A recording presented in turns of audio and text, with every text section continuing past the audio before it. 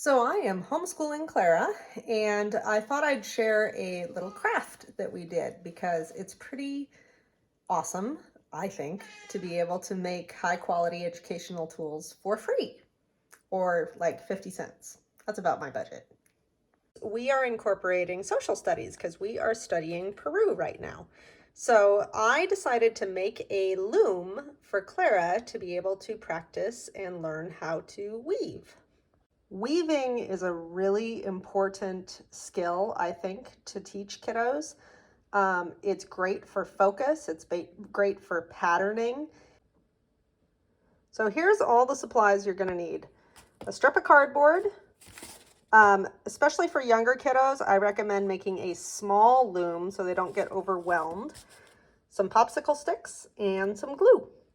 You want to lay out your popsicle sticks first so that you know where to cut the edge of your cardboard. So I can see that I'm going to cut it right about there. And then I will glue these in place. Cardboard is pretty absorbent, so you want to put a significant bead of glue down so that there's enough to adhere to the popsicle stick and also account for a little bit of it to get absorbed into the cardboard. So it's hard to do with one hand, but there we go. There's one. And there we go. And I actually added an extra popsicle stick. It doesn't matter how many you have, except to know that the younger your kiddo is, you might want to make it less complicated. So you might want fewer popsicle sticks because eventually you're going to cut in between each popsicle stick a little slot, and you're going to put your warp thread or yarn through there. So the more popsicle sticks you have, the more warp threads you're going to have, and the more complex the project will be.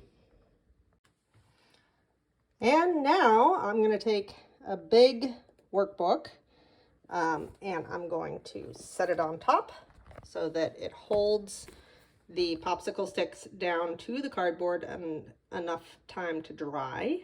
And then I'll return and show you what I've got.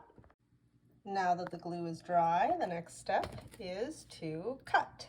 So I'm going to cut right here and here and here, every other one on both sides, about a 1/2 inch deep slots. All my slots are cut. Now I'm going to thread the loom with the warp.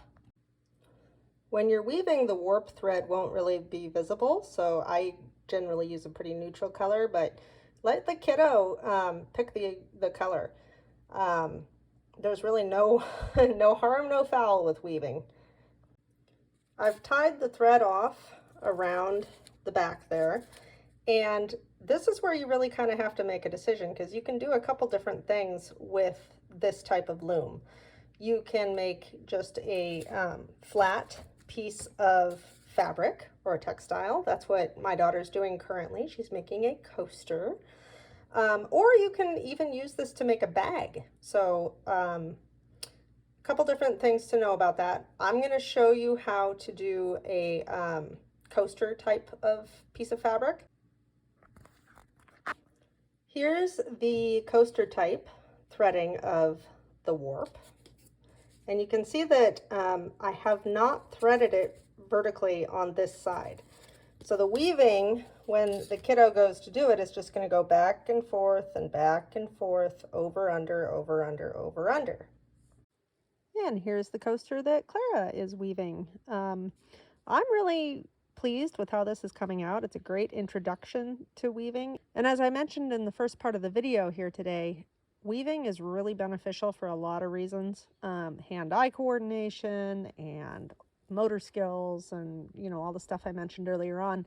There's even a whole homeschool philosophy built around handwork. So you can incorporate some of it easily without really jumping in lock, stock, and barrel on that using cheap, free materials like this. Enjoy, have fun, happy homeschooling.